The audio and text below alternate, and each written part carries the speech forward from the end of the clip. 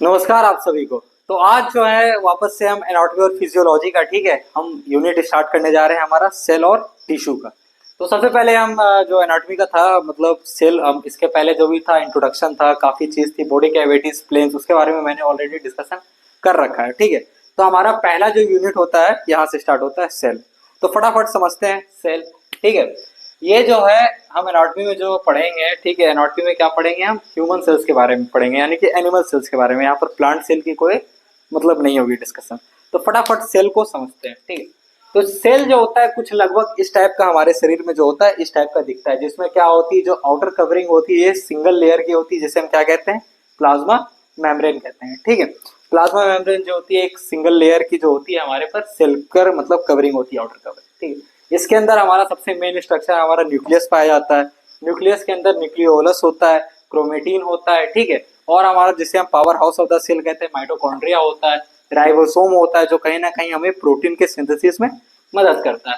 हमारे पास साइटोप्लाज्म होता है पूरा एरिया जो होता है इसको क्या कहते हैं साइटोप्लाज्म जिसके अंदर ये सारे ऑर्गेनल्स क्या होते हैं मौजूद होते हैं ठीक है। फिर हमारे पास सेंट्रोसोम होता है सेंट्रियोल्स होता है रफ इंडोप्लाज्मिक रेटिकुलम होता है स्मूथ इंडोप्लाज्मिक रेटिकुलम होता है लाइसोसोम होता है जिसे आप कहीं ना कहीं पहले सुसाइडल बैग के नाम से भी सुने होंगे ठीक है। और हमारा गोल्गी एपरेटस होता है। तो ये कुछ पार्ट्स हमारे एनिमल सेल के अंदर क्या होते हैं मौजूद होते हैं। तो मेनली इसमें हमारा जो होता है न्यूक्लियस और प्लाज्मा प्लाज्मा मेम्ब्रेन बहुत ही इंपॉर्टेंट स्ट्रक्चर है। तो इसको हल्का सा डिटेल में समझते हैं प्लाज्मा मेम्ब्रेन को न्यूक्लियस।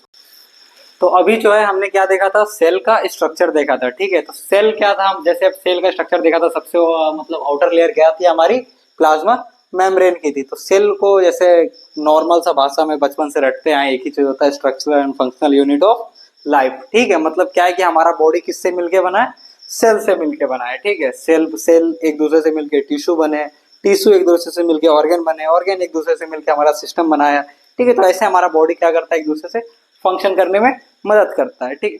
तो जो हमारा जो कोई भी जो न्यूबॉर्न पैदा होता है जो भी बच्चा हो या फिर हम ही लोग हो ठीक है किससे बने होते हैं एक सिंगल सेल से ही पहले स्टार्ट होते हैं ठीक है। एक हमारा फीमेल से ओवम आता है मेल से स्पर्मेटोजोन आता है दोनों मिलके क्या होते हैं एक सिंगल सेल जाइगोट का फॉर्मेशन करती है। सोचिए एक सिंगल सेल जो कि नेकेड आई से देखना ही पॉसिबल है वहां से कैसे हम ग्रोथ कर करके इतने बड़े इंसान बनते हैं ठीक है। तो आगे सब ये सेल डिवीजन में आगे चल के देखेंगे ठीक है।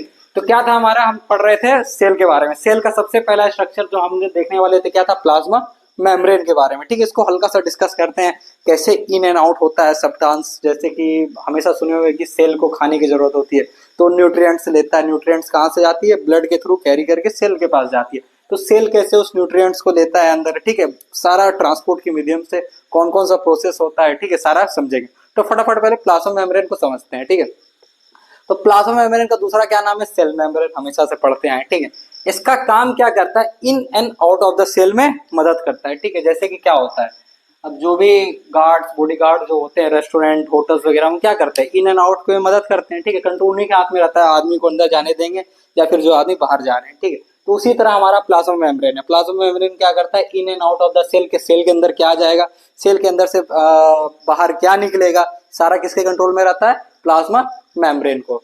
अब प्लाज्मा मेम्ब्रेन का जो स्ट्रक्चर देखेंगे कुछ इस टाइप का स्ट्रक्चर रहता है जिसमें जो होता है ये एक टू लेयर्स होते हैं। किसके लेयर्स होते हैं फॉस्फोलिपिड्स के लेयर होते हैं ठीक है। जो यहाँ पर लिखा हुआ है देख सकते हैं किसके लेयर होते हैं फॉस्फोलिपिड के। कितने लेयर होते हैं दो लेयर से मिलकर बना होता है फॉस्फोलिपिड के।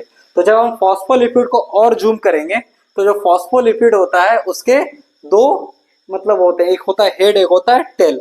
जो हेड होता है वो होता है और हमारा हाइड्रोफिलिक का मतलब होता है वाटर लविंग। कहीं भी हाइड्रोफिलिक आ गया उसका मतलब क्या हो गया वाटर लविंग मतलब उसको वाटर से प्यार है। और जो इसका टेल हिस्सा होता है वो क्या होता है हाइड्रोफोबिक जिसे हम कहते हैं वाटर हेटिक पानी से उसको नफरत है मतलब एक तरह से दुश्मनी जैसे हो सकता है ठीक है। जैसे लड़का को लड़की से क्या होता है लविंग होता है ठीक है उसी टाइप का ये सब चीज है ठीक। तो जो हमारा प्लाज्मा मेम्ब्रेन हो गया उसका कुछ ऐसा स्ट्रक्चर होता है फॉस्फोलिपिड का लेयर होता है। और फॉस्फोलिपिड इस टाइप से होते हैं कि जो दोनों हेड है यानी कि जो दोनों हाइड्रोफिलिक एंड है वो क्या होते हैं बाहर होते हैं और मतलब दोनों मतलब क्या कह सकते हो बाहर की तरफ होते हैं। एक हाइड्रोफिलिक एंड अंदर की तरफ है ये बाहर की तरफ है। जो दोनों टेल होता है दोनों क्या होता है बीच की तरफ होता है। और बीच बीच में क्या होता है कहीं पर कोलेस्ट्रॉल की मॉलिक्यूल्स भी क्या होती है इसमें मौजूद होती है प्लाज्मा मेम्ब्रेन में। और कहीं कहीं यहाँ पर क्या होता है प्रोटीन्स के मॉलिक्यूल्स भी होते हैं। ये जो प्रोटीन्स के मॉलिक्यूल्स जो हमारे प्लाज्मा मेम्ब्रेन में मौजूद होते हैं ये बहुत इंपॉर्टेंट रोल प्ले करते हैं। ठीक है, आइए समझते हैं पहले प्रोटीन्स के मॉलिक्यूल्स करते हैं क्या। ये जो प्रोटीन्स के मॉलिक्यूल, जब प्लाज्मा मेम्ब्रेन का जब आप स्ट्रक्चर देखोगे तो प्रोटीन्स के मॉलिक्यूल्स क्या होते हैं, कहीं ना कहीं मौजूद होते हैं। ये भी हमारा क्या एक टाइप का प्रोटीन्स के मॉलिक्यूल्स है। प्रोटीन्स के मॉलिक्यूल्स क्या करते हैं, ये हमारे एक तरह से कर सकते हो कि इन एंड आउट करने में ये भी मदद करता है। ठीक, इन एंड आउट करने में मतलब जो भी सब्सटेंस जो हमारे क्या हो रहा है सेल से अंदर जा रहे हैं बाहर जा रहे हैं, इनका 50% के आसपास का जो रोल होता है वो किसका होता है, यही प्रोटीन्स मॉलिक्यूल्स का, कि हाँ भाई सामान कौन अंदर जाएगा कौन अंदर जाएगा। एक टाइप का कह सकते हो ये कैरियर का काम करता है। ठीक है, कैरियर का मतलब एक बाहर का सामान को अंदर लाना और अंदर के सामान को बाहर लाना प्लाज्मा मेम्ब्रेन में। ठीक है, और क्या करता है भाई प्रोटीन मॉलिक्यूल्स। ये तो हमारा पहला फंक्शन हो गया प्रोटीन मॉलिक्यूल्स का। सेकंड फंक्शन अगर हम प्रोटीन मॉलिक्यूल्स का देखें तो ये हमारे रिसेप्टर का काम करता है। किसका काम करता है, रिसेप्टर का।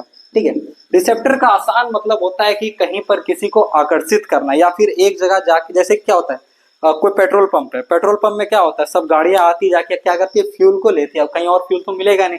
तो उसी तरह हमारा प्रोटीन मॉलिक्यूल्स होता है एक टाइप का रिसेप्टर। क्या करती है, एक टाइप का मतलब इसके पास बाइंडिंग साइट होता है जहां पर क्या होते हैं जो हार्मोन्स हो गए, ठीक है, केमिकल्स हो गए, ये आके क्या करते हैं यहाँ पर बाइंड करते हैं। ठीक है, हार्मोन्स केमिकल्स इसी रिसेप्टर पर क्या आते हैं आके बाइंड करते हैं। कौन से रिसेप्टर पर, हमारे प्रोटीन्स, जो ये प्रोटीन्स रहता है मेम्ब्रेन प्रोटीन का मॉलिक्यूल जो कि प्लाज्मा मेम्ब्रेन के स्ट्रक्चर में मौजूद होता है। ठीक है, तो ये कुछ जो था मेम्ब्रेन प्रोटीन्स इसका फंक्शन होता है। एक हमारा कैरियर की तरह काम करता है। ठीक है, सामान को इन एंड आउट करने में मदद करता है। दूसरा हमारा रिसेप्टर का काम करता है। रिसेप्टर को जैसे मैंने आपको समझाया, ठीक है, कोई हार्मोन्स आया, किसी के पास हार्मोन से सिग्नल आ रहा है, तो सिग्नल जो सेल्स होता है किसकी मदद से लेता है, प्रोटीन के मॉलिक्यूल्स की मदद से, जो कि मेम्ब्रेन, जो कि प्लाज्मा मेम्ब्रेन में मौजूद होता है। ठीक है, ये क्या करता है, उसके पास एक क्या कह सकते हो जगह रहता है जहां पर क्या करता है हार्मोन्स आके वहां पर अटैच होता है और सेल्स को क्या करते हैं एक टाइप का सिग्नल देती है। ठीक है, तो ये हमारा दो मेन काम होता है यहाँ के जो प्रोटीन मॉलिक्यूल्स होते हैं जो हमारे प्लाज्मा मेम्ब्रेन में मौजूद होता है। अब आगे समझते हैं और कौन कौन से ट्रांसपोर्ट मीडियम होते हैं जो हमारे सेल से मौजूद होते हैं। ठीक है, जो कि डिफ्यूजन हो गया, ऑस्मोसिस हो गया, काफी पंप्स भी मौजूद होते हैं, कुछ कैरियर आता है, जैसे कैरियर एक हमारा ये हो गया। ठीक है, पंप्स जो होता है, डिफ्यूजन जो होता है, उसके मदद से भी क्या होते हैं सेल्स में इन एंड आउट का काम होता है। उसको फटाफट समझते हैं। तो जो अभी है हम लोगों ने क्या देखा था, प्लाज्मा मेम्ब्रेन या फिर सेल मेम्ब्रेन का हमने अभी स्ट्रक्चर देखा था। ठीक है, जिसमें दो तरफ फॉस्फोलिपिड के लेयर्स थे, एक तरफ हमारा हाइड्रोफिलिक था, एक तरफ हाइड्रोफोबिया था। तो हाइड्रोफिलिक जो हमने बताया था वाटर लविंग, और हाइड्रोफोबिया यानी कि वाटर हेटिंग। फोबिया कहीं भी आता है मतलब होता है डर।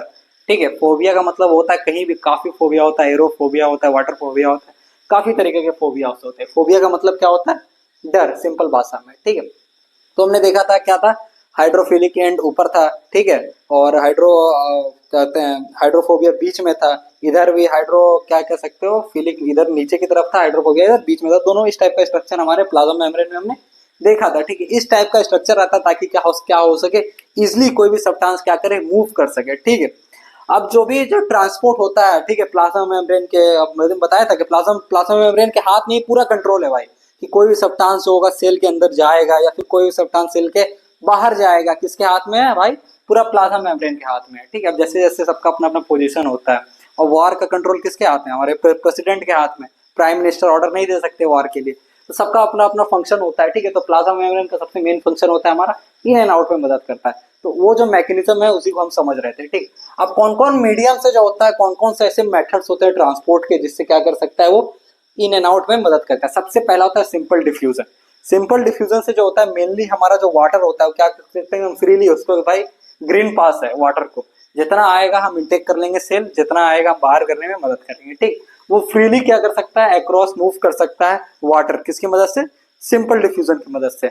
और जो होता है हमारे जो प्लाज्मा मेम्ब्रेन होता है उसमें क्या होता है काफी पोर्स होते हैं, मतलब छोटा छोटा इस टाइप का कह सकते हो जगह बनाया हुआ रहता है। ठीक है, इस टाइप का जगह बनाया हुआ रहता है पोर्स, जो क्या कर सकता है कि सब्सटेंस को इन एंड आउट करने में मदद करता है। ठीक है, और वही हमारा सेम प्लाज्मा मेम्ब्रेन में क्या होता है, कुछ पंप्स होते हैं, कुछ पंप्स जैसे कि सोडियम का और पोटेशियम का पंप्स होता है जो रेगुलेट करने में मदद करता है, हमारा सोडियम पोटेशियम पंप जो होता है। ठीक, और कुछ चैनल्स आपको मैंने बताया था, चैनल्स किसकी मदद से, जो प्रोटीन मॉलिक्यूल्स थे, जो मेम्ब्रेन प्रोटीन मॉलिक्यूल्स जो बीच में नहीं मौजूद थे प्लाज्मा मेम्ब्रेन के। ठीक है, वो क्या करते हैं, वो सब इसी चैनल्स की मदद से आते हैं। ठीक है, वो भी क्या करता है कहीं ना कहीं सब्सटेंस को इन एंड आउट कराने में मदद करता है। तो ये हमारा क्या था, ट्रांसपोर्ट ऑफ सब्सटेंस। इन्हीं मेन जो होता है, इन्हीं तीन तरीके से क्या हो सकता है हमारा ट्रांसपोर्ट होता है। ठीक है, मतलब इन्हीं तीन मेथड नहीं कह सकते, इनकी मदद से, मेन यही तीन के मदद से क्या हो सकता है, कोई भी सब्सटेंस क्या होता है, इन एंड आउट होता है, किसमें, हमारे प्लाज्मा मेम्ब्रेन की मदद से। सिंपल डिफ्यूजन जो वाटर करता है, पोर्स जो छेद हमने बताया था कहीं भी होता है, ठीक है, प्लाज्मा मेम्ब्रेन में जो इन एंड आउट करने में मदद करता है। स्पेसिफिक चैनल जो प्रोटीन मॉलिक्यूल्स था, पंप्स जो हमने बताया था, जो सोडियम पोटेशियम पंप्स होता है, काफी इसके बारे में सुनेंगे, इसको हल्का सा समझेंगे सोडियम पोटेशियम पंप को भी आगे चल के, ठीक है। तो इसकी मदद से क्या होता है, ट्रांसपोर्ट होता है सब्सटेंस इन एंड आउट, ठीक। अब जो जब फॉस्फो क्या कह सकते हो, हाँ, जब प्लाज्मा मेम्ब्रेन का हमने स्ट्रक्चर देखा था तो किससे बना हुआ था, अगर आपको याद होगा तो फॉस्फोलिपिड का स्ट्रक्चर था। किससे बना हुआ था, फॉस्फोलिपिड से बना हुआ था, ठीक है, फॉस्फोलिपिड से बना हुआ था। तो कुछ ऐसे सब्सटेंस जो होते हैं लिपिड में क्या हो सकते हैं, डिसॉल्व होते हैं। कुछ ऐसे सब्सटेंस जो होते हैं क्या होते हैं, हमारे लिपिड में डिसॉल्व हो जाते हैं, ठीक है। तो वो जो सब्सटेंस अगर जैसे लिपिड में जो डिसॉल्व हो जाते हैं वो क्या कहते हैं, इजिली क्या कर सकते हैं, सेल को क्रॉस कर सकते हैं और उसके साथ मिल जाते हैं, उसके साथ घुल जाते हैं। तो क्या कर सकते हैं, वो सेल के अंदर इजिली बाहर और अंदर जा सकते हैं।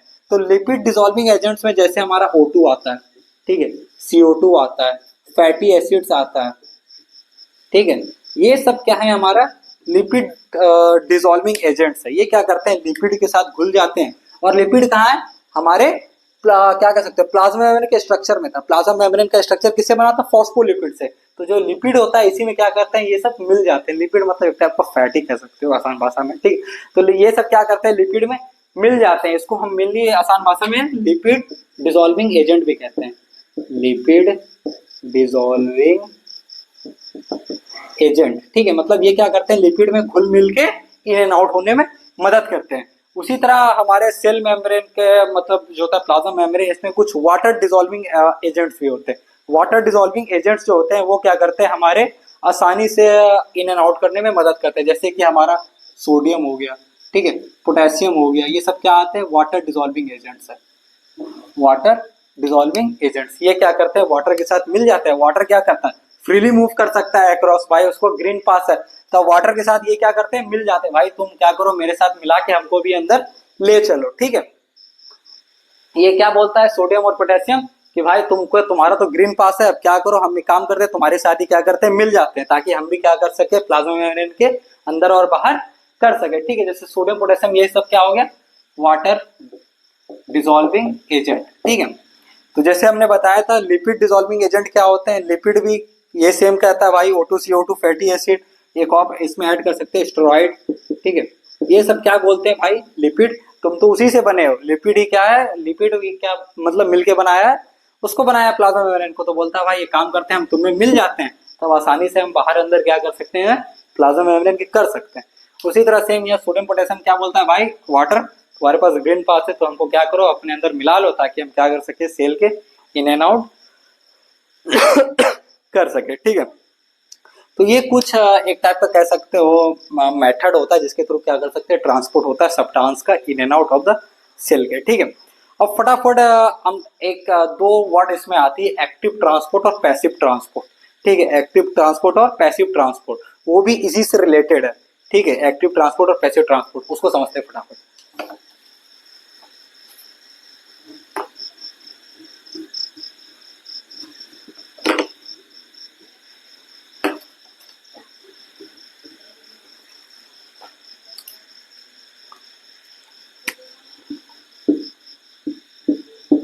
एक्टिव ट्रांसपोर्ट, ठीक है, एक्टिव ट्रांसपोर्ट, इधर लिख देते हैं पैसिव ट्रांसपोर्ट।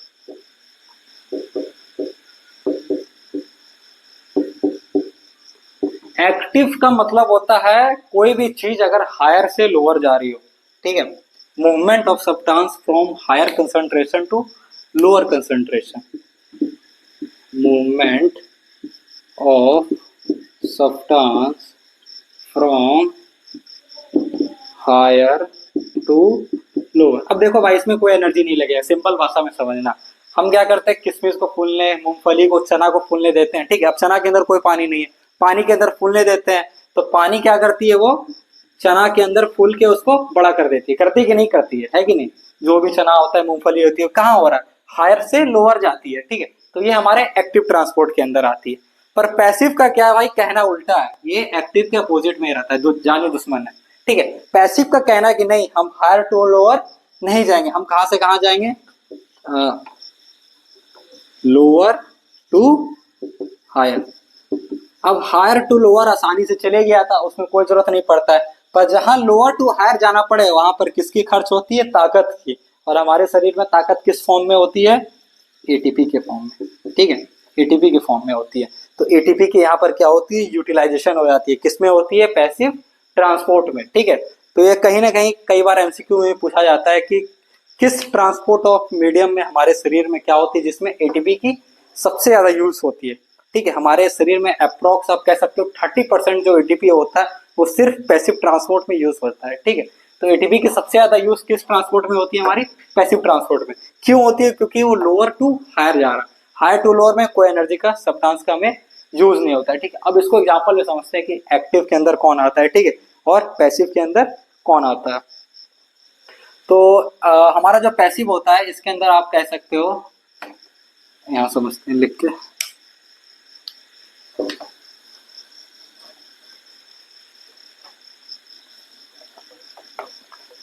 हाँ। तो जो हमारा पैसिव ट्रांसपोर्ट था इसके अंदर मेनली हमारा दो आता है। कौन सा आता है, दो। एक हमारा आता है सोडियम पोटेशियम पंप,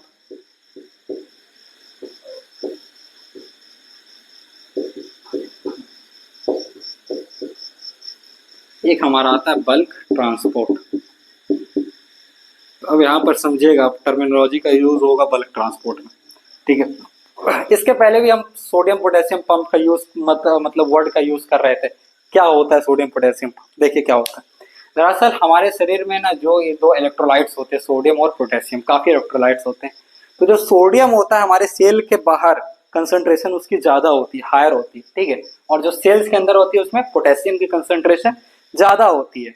तो क्या होता है, सेल कहता है कि नहीं भाई पोटेशियम ज्यादा है, हमें बीच में सोडियम भी चाहिए, ठीक है। और कहता है कि पोटेशियम की मात्रा ज्यादा है, तुम बाहर जाओ और सोडियम को आने दो अंदर, ठीक है। पोटेशियम क्या हो गया भैया, तुम बाहर जाओ क्योंकि सेल के अंदर ज्यादा है। तो उसी में जो मदद आती है हमारी, कहाँ से आती है, सोडियम पोटेशियम पंप की मदद आती है। ये क्या करता है, पोटेशियम जो तो हमारे सेल के अंदर जाता है उसको बाहर निकालता है, और सोडियम को क्या करता है, अंदर लेता है, ठीक है। सोडियम कहाँ पर ज्यादा है, हमारे सेल के बाहर, ठीक है। और जो पोटेशियम होता है सेल के अंदर हमारी क्या होती है, अंदर इसकी कंसंट्रेशन क्या होती है, ज्यादा होती है, ठीक है। इस पे ज्यादा डिटेल में नहीं जाएंगे सोडियम पोटेशियम पंप में। क्यों नहीं जाएंगे, क्योंकि इसके आगे काफी यूज आएंगे, जैसे कि हमारे जब हम मसल्स पढ़ेंगे, नर्व पढ़ेंगे, तो उसमें सोडियम पोटेशियम का काम आएगा, ठीक है। तो ज्यादा इसमें डिटेल में नहीं जाएंगे, वहीं पर इसको एक्सप्लेन किया जाएगा, ठीक। अब सेकंड जो पैसिव ट्रांसपोर्ट में था वो क्या था, हमारा बल्क ट्रांसपोर्ट। याद रखिएगा ये सब में हमारा किसका यूज हो रहा है भाई, एटीपी का। एटीपी का यूज हो रहा है, यानी कि हमें एनर्जी का यूज हो रहा है, ठीक है। एटीपी का यूज हो रहा है भाई पैसिव ट्रांसपोर्ट में। एटीपी क्या एक फॉर्म ऑफ एनर्जी कह सकते हो पैसिव में, ठीक है, हमारे शरीर। अब बल्क ट्रांसपोर्ट क्या होता है, बल्क का मतलब होता है ज्यादा ज्यादा सामान। बल्किंग होता है ना, जैसे कहते हैं जिम वाले भाई बल्किंग कर रहे हैं, मतलब खूब हैवी डाइट ले रहे हैं ताकि अपना वजन बढ़ा सके, ठीक है।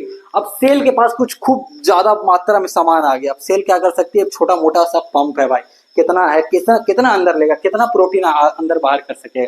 तो यहाँ पर बल्क ट्रांसपोर्ट काम आता है, बोलता है जब ज्यादा सामान आ जाए या फिर कोई ऐसा कीटाणु वगैरह आ जाए जो एकदम खूब लार्ज संख्या में सेल्स के बाहर एकदम भीड़ इकट्ठा करके रखी है उसके अंदर घुसने के लिए, ठीक है। तो यहाँ पर बल्क ट्रांसपोर्ट का काम आता है, ठीक है। किसका काम आता है, हमारे बल्क ट्रांसपोर्ट का, ठीक है। बल्क बल्क ट्रांसपोर्ट क्या बोलता है भाई कि हम दो मैकेनिज्म पर चलते हैं। किसके मैकेनिज्म पर, दो मैकेनिज्म पर।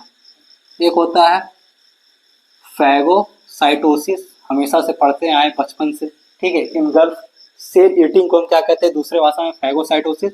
एक होता है हमारा पिनकोसाइटोसिस, पिनकोसाइटोसिस। अब दो आ गया भाई, फैगोसाइटोसिस हर कोई पढ़ के रखा होगा कि जब सेल खाता है या फिर सेल किसी भी कीटाणु को अंदर लेके डाइजेस्ट कर लेता है उसे हम फैगोसाइटोसिस करते हैं, ठीक है। जहाँ पर लाइसोसोम का काम आता है, जब हम सेल का स्ट्रक्चर पढ़े होंगे तो उसमें कहीं ना कहीं एक ऐसा स्ट्रक्चर था जिससे हम लाइसोसोम कहते हैं, जैसे सुसाइडल बैग भी कहते हैं। ये क्या करता है, जब कोई भी कीटाणु या माइक्रोब्स जब अंदर आते हैं, ये क्या करता है, हमारा लाइसोसोम्स उसको क्या करता है, डाइजेस्ट करके पूरा बर्बाद कर देता है माइक्रोब्स को, ठीक है। और साथ में खुद सेल को ही मार देता है, इसलिए सुसाइडल बैग इसका नाम पड़ा था। इसे हम फैगोसाइटोसिस कहते हैं, सेल ईटिंग को। सेल ईटिंग का दूसरा नाम क्या है भाई, फैगोसाइटोसिस, जब ये माइक्रोब्स को सेल खा रहा है, ठीक है। और इसी का दूसरा अपोजिट होता है पिनकोसाइटोसिस, जिसे हम कहते हैं सेल ड्रिंकिंग। जब कोई लिक्विड ज्यादा हो जाती है, मतलब जब कोई लिक्विड का ज्यादा बल्क का ट्रांसपोर्ट कराना होता है तो हमारा कौन सा यूज आता है मैकेनिज्म? पिंकोसाइटोसिस का, जैसे हम सेल ड्रिंकिंग कहते हैं। फैगोसाइटोसिस सेल ईटिंग और पिंकोसाइटोसिस सेल ड्रिंकिंग। तो ये था हमारा पैसिव ट्रांसपोर्ट का सिर्फ ओवरव्यू पर ही जा रहे हैं, ठीक है। जिसमें दो आ रहे थे, एक सोडियम पोटेशियम पंप और bulk transport. Sodium potassium pump में मतलब बल्क ट्रांसपोर्ट में हमें, सॉरी पैसिव ट्रांसपोर्ट में हमें एटीपी का यूज लगता है, ठीक है। अब आते हैं एक्टिव ट्रांसपोर्ट के ऊपर फटाफट।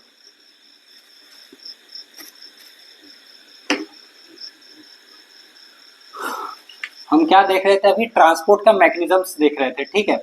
हाँ, दो तरीका से हमने देखा था कि काफी तरीका होता है, कुछ पंप्स होते हैं, कुछ कैरियर्स होते हैं, ठीक है। डिफ्यूजन होता है, ऑस्मोसिस होता है, इस सब की मदद से क्या हो सकती है? ट्रांसपोर्ट करती है सब ट्रांस, ठीक है। उसी तरह हमारा एक्टिव ट्रांसपोर्ट, अब जो हमारा डिफ्यूजन आता है वो किसके अंदर आता है? एक्टिव ट्रांसपोर्ट के अंदर आता है, जिसे हम सिंपल डिफ्यूजन कहते हैं। इसे दूसरा इसके अंदर आता है फैसिलिटेटेड डिफ्यूजन।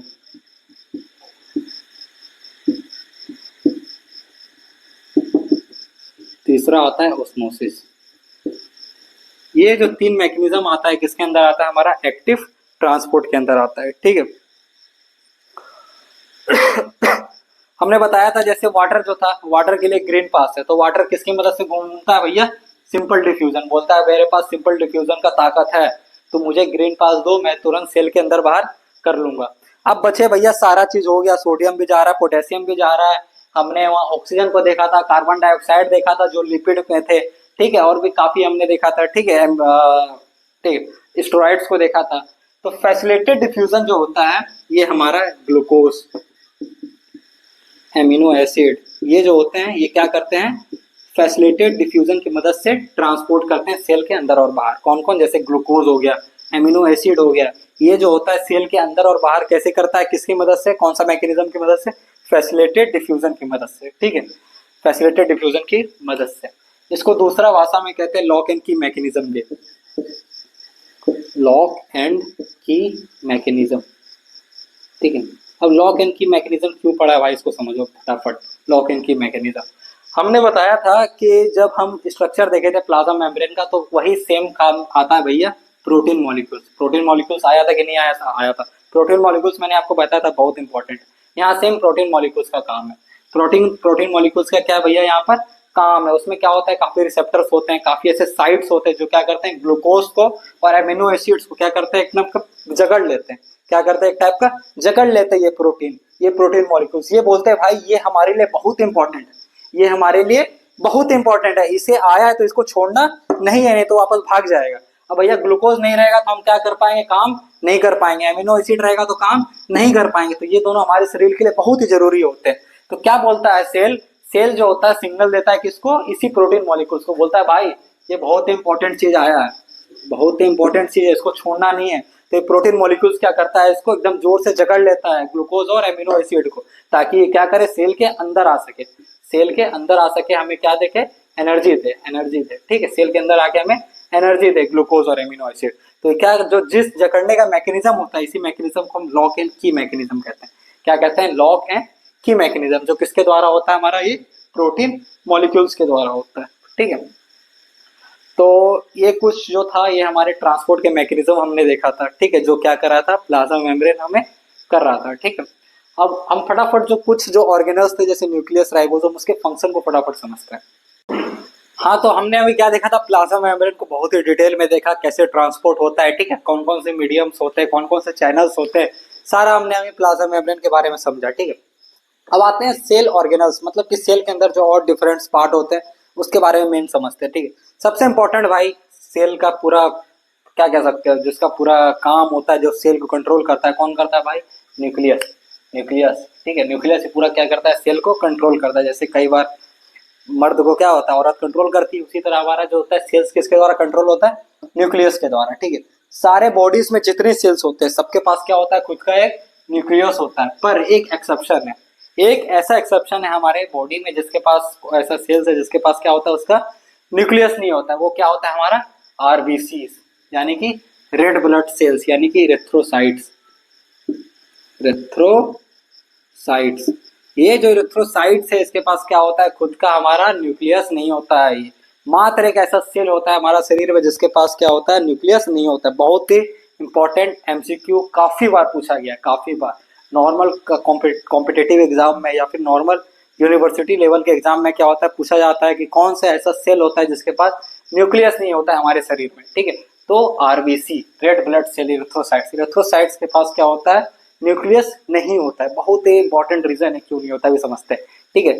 सेकंड जो है हमारा, वो क्या कह सकते हो कि, और एक प्लेटलेट्स भी है, उसके पास भी न्यूक्लियस नहीं होता, पर प्लेटलेट्स को हम सेल में गिनती नहीं करते, ठीक है। काफी बार हम पढ़ते होंगे तो प्लेटलेट्स को हम सेल में गिनती कर लेते होंगे, पर नहीं, ऐसा नहीं है। प्लेटलेट्स क्या होता है, हम सेल में गिनती नहीं करते प्लेटलेट्स को, ठीक है। क्या होता है, वो फ्रेगमेंट्स ऑफ सेल्स होता है, छोटे छोटे सेल्स में बिखरा हुआ रहता है प्लेटलेट, इसलिए हम फुल सेल को प्लेटलेट्स में कभी कंसिडर नहीं करते हैं। हमारा मात्र एक ऐसा सेल होता है जिसके पास न्यूक्लियस नहीं होता, वो था हमारा आरबीसी, इरिथ्रोसाइट। क्यों नहीं होता भाई, समझो बढ़िया से। जब आरबीसी क्या होती है, मैच्योर होती है। जब आरबीसी का साइकिल देखोगे तो आरबीसी क्या होने लगती है, मैच्योर होती है, ठीक है।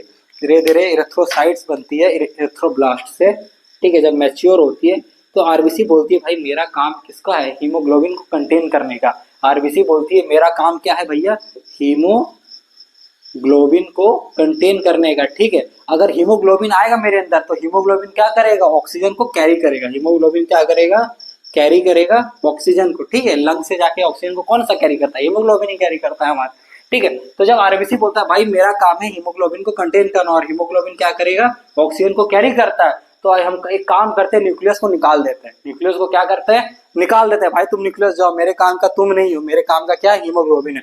तो आरबीसी क्या करती है, जब मैच्योर होने लगती है इरिथ्रोब्लास्ट से इरिथ्रोसाइट्स में, तो आरबीसी क्या करती है, जब उसका साइकिल देखोगे तो वो क्या करती है, न्यूक्लियस को किक आउट कर देती है। वो क्या करती है, किक आउट कर देती है, लात मार के बाहर निकाल देती है। बोलती है भाई तुम जाओ, मेरा काम का तुम नहीं हो। तुम बोलती है भाई तुम अगर बाहर निकल जाएगा तो मेरे पास क्या होगा, जगह बचेगा। तो क्या करोगे, हीमोग्लोबिन तुम और मेरे अंदर आओ, और मेरे अंदर आओ, ताकि और तुम ऑक्सीजन को कैरी कर सको, ठीक है। इसलिए सबसे मेन रीजन होता है आरबीसी के पास न्यूक्लियस नहीं होती है, ठीक है। ये एक सबसे मेन रीजन होता है जगह बनाने के लिए, ठीक है। जगह बनाने के लिए आप सामान घर से कुछ निकाल पाओगे सामान, तभी तो दूसरे सामान ऐड कर पाओगे ज्यादा, ठीक है। तो वही काम हमारा आरबीसी करता है, इसलिए उसके पास न्यूक्लियस नहीं होती। और न्यूक्लियस क्या आप कह सकते हो कि न्यूक्लियस के पास डीएनए होता है, डीएनए के अंदर हमारा जेनेटिक मटेरियल होता है, वो क्रोमेटिन के अंदर होता है, क्रोमेटिन क्रोमोसोम से बदलता है। ये सारा हम सेल साइकिल में आगे चल के पढ़ेंगे नेक्स्ट लेक्चर में, ठीक है। तो उसके बाद और मेन क्या हमने मेन क्या mitochondria power house of the cell बचपन से पढ़ते हैं। मेन ज्यादा फंक्शन जानना जरूरी नहीं है बाकी सब चीजों का, ठीक है। तो न्यूक्लियस का एक ये एमसीक्यू काफी बार पूछा जाता है कि कौन सी ऐसी सेल होती है जिसके पास न्यूक्लियस नहीं होती, हमारी आरबीसी। क्यों नहीं होती, आपको बता दिया, क्योंकि न्यूक्लियस को हटा देती है जब मैच्योर होना चाहती है, ताकि ज्यादा से ज्यादा हीमोग्लोबिन वो कंटेन कर सके, ताकि वो अच्छे से ऑक्सीजन को कैरी करे हीमोग्लोबिन आगे चले, ठीक है। तो इसलिए वो क्या करती है, न्यूक्लियस को लात मार के बाहर निकाल देती है, कौन, आरबीसी, ठीक है। ये था हमारा न्यूक्लियस के बारे में, ठीक है। बाकी बात तो छोटा मोटा चीज है, सेल ऑर्गेनल्स के बारे में टॉपिक, मतलब और भी जो पार्ट्स होते हैं, ठीक है। राइबोसोम्स प्रोटीन का सिंथेसिस, स्मूथ एंडोप्लाज्मिक रेटिकुलम का काफी काम होता है, डिटॉक्सिफिकेशन ऑफ ड्रग्स, ठीक है। काफी चीजें वो हमारे मतलब ज्यादा इंपॉर्टेंट नहीं है वो, ठीक है। तो न्यूक्लियस के बाद हम एक और इसमें काफी इंटरेस्टिंग टॉपिक होता है सेल एक्सटेंशन। कौन सा टॉपिक होता है, सेल एक्सटेंशन, फटाफट उसको समझते हैं पहले।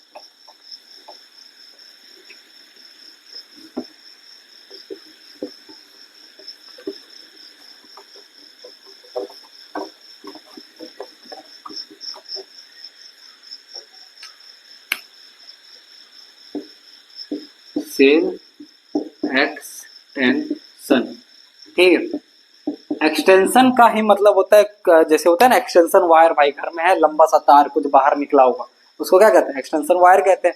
उसी तरह जब सेल में क्या कहो कि एक लंबा सा कुछ स्ट्रक्चर उससे निकल जाए बाहर, उसे हम एक्सटेंशन नाम दे देते हैं। सेल नॉर्मल सा सेल है, सेल से कुछ लंबा सा एक्स्ट्रा निकल गया हो, ग्रोथ कर गया हो, उसे हम क्या कहते हैं आसान भाषा में, सेल एक्सटेंशन कहते हैं, ठीक है। कोई भी क्या हो सके, ग्रोथ हो जाए, ठीक है, सेल में, ठीक है, ग्रोथ इन प्लाज्मा मेम्ब्रेन या फिर सेल मेम्ब्रेन में, उसे हम क्या कहते हैं आसान भाषा में सेल एक्सटेंशन कहते हैं, ठीक है। हम नॉर्मल सेल भैया ऐसा दिखता है, अब इसमें कुछ ऐसा ऐसा ग्रोथ हो गया एक्स्ट्रा, इसे हम क्या कहेंगे, ये सब सेल एक्सटेंशन किसके अंदर आएगा, हमारे सेल एक्सटेंशन के अंदर, ठीक है। ये क्या करता है सेल एक्सटेंशन, ये हमारा कहीं ना कहीं एब्जॉर्प्शन में मदद करता है, ठीक है। अभी कैसे करता है एकदम एग्जांपल देंगे, एकदम फटाक से नहीं समझ में आ जाए। एब्जॉर्प्शन में मदद करता है, मूवमेंट में मदद करता है, ठीक है। तो ये कुछ सेल एक्सटेंशन के फंक्शन है, सॉरी। हाँ, तो हम मेनली जो होता है हमारे शरीर में 3 सेल एक्सटेंशन होते हैं। क्या होते हैं? 3 होते हैं। कितने होते हैं भैया? 3 होते हैं। सबसे पहला और सबसे इंपॉर्टेंट हमेशा से रटते हैं माइक्रोविलाई। माइक्रोविलाई एक हमारा एक टाइप का क्या है? सेल एक्सटेंशन है। दूसरा सीलिया, सीलिया। तीसरा फ्लैजेला, फ्लैजेला। ये मेन 3 सेल एक्सटेंशन क्या होते हैं हमारे शरीर में पाए जाते हैं। सेल एक्सटेंशन क्या है? कोई भी ऐसा ग्रोथ हो गया प्लाज्मा मेम्ब्रेन में जो क्या कर रहा हो? एब्जॉर्प्शन में, मूवमेंट में, ये सब में क्या कर रहा हो? मदद कर रहा हो। इसे हम क्या कहते हैं? सेल एक्सटेंशन कहते हैं, ठीक है। तो 3 सेल एक्सटेंशन हमने देखा, माइक्रोविलाई, सीलिया और फ्लैजेला। माइक्रोविलाई क्या होता है भाई? ये हमारा क्या कहाँ मौजूद होता है? स्मॉल इंटेस्टाइन में मौजूद होता है। कहाँ मौजूद होता है? Small intestine. जो क्या करता है? एब्जॉर्प्शन में मदद करता है, एब्जॉर्प्शन में मदद करता है, ठीक है। न्यूट्रिएंट्स का वहां से एब्जॉर्ब करके लीवर में पहुंचाने में मदद करता है। कौन? माइक्रोविलाई, ठीक है। स्मॉल इंटेस्टाइन में मौजूद होता है। सीलिया, सीलिया क्या करता है? ये भी हमारा कहीं ना कहीं मूवमेंट में मदद कराता है, ठीक है। कैसे मूवमेंट कराता है? जब हमारा क्या कह सकते हैं, कफ जम जाता है रेस्पिरेटरी ट्रैक में, तो कफ जो होती है वो स्पुटम जो होती है वो क्या करती है? बाहर कैसे निकलती है? मुंह के द्वारा। ये सीलिया की मदद से, ठीक है। रेस्पिरेटरी ट्रैक का अगर हम बात करें तो जो स्पुटम्स वगैरह, कफ वगैरह होती है वो बाहर कैसे आती है? ठीक है, वो किसकी मदद से आती है? सीलिया की मदद से आती है, ठीक है। सेकंड लास्ट हमारा क्या होता है? फ्लैजेला, फ्लैजेला, ठीक है। फ्लैजेला क्या होता है? एक टाइप का, जब आप सेल का स्ट्रक्चर पढ़ोगे तो एक ऐसा सा एक्सटेंशन हमारे सेल में निकला हो रहा है जिसे हम फ्लैजेला कहते हैं, जो क्या करते हैं? हमारी मूवमेंट में मदद करता है, मूवमेंट मदद करता है। पर अब जब भी फ्लैजेला के बारे में देखोगे तो हमेशा माइक्रो ऑर्गेनिजम्स में देखने को मिलेगा, जैसे बैक्टीरिया हो गया, ये सब में फ्लैजेला आता है। पर यहाँ तो हम भाई ह्यूमन पढ़ रहे हैं, इसमें फ्लैजेला कहाँ आ गया? एक और यहाँ एमसीक्यू बनती है कि हमारे कौन सी ऐसी सेल होती है, कौन सी ऐसी हमारे शरीर में सेल होती है जो क्या होती है? जिसमें फ्लैजेला मौजूद होती है। ये सिर्फ और सिर्फ मिल्स में पाया जाता है। बहुत इंपॉर्टेंट चीज याद रखिएगा, फ्लैजेला जो होता है ये हमारे सिर्फ और सिर्फ किसमें पाया जाता है? मेल में। किसमें पाया जाता है? मेल में। मेल में पाया जाता है। मेल में कहाँ पाया जाता है? हमारे स्पर्मेटोजोन में। यानी कि सिंपल भाषा में जो हमारे स्पर्म सेल होते हैं, स्पर्म सेल, इसमें क्या पाया जाता है? हमारा फ्लैजेला पाया जाता है, ठीक है। तो स्पर्म किसके पास होता है? सिर्फ मेल के पास होता है, ठीक है। तो मेल के पास ही क्या होता है? सिर्फ हमारे शरीर में एक फ्लैजेला पाया जाता है, ठीक है। और किसी भी और कोई सेल्स, बॉडी के जो सेल्स होते हैं उनमें कहीं भी क्या होता है? फ्लैजेला मौजूद नहीं होता है। ना ही फीमेल्स में कहीं भी फ्लैजेला मौजूद होता है, ठीक है। सिर्फ मेल के पास फ्लैजेला होता है, सिर्फ एक ही सेल के पास होता है, स्पर्म सेल के पास, ठीक है। बाकी बात किसी के पास फ्लैजेला हमारे पास मौजूद नहीं होता है। एक और एमसीक्यू कह सकते हो कि विच सेल कंटेंट फ्लैजेला, या फिर विच जेंडर है फ्लैजेला, जो मेल हो गया या फिर स्पर्म सेल, ठीक है। इसीलिए हमने बता दिया माइक्रोविलाई, स्मॉल इंटेस्टाइन एब्जॉर्प्शन में मदद करता है। ये कुछ सेल एक्सटेंशन था जो ग्रोथ हो जाता है प्लाज्मा मेम्ब्रेन में।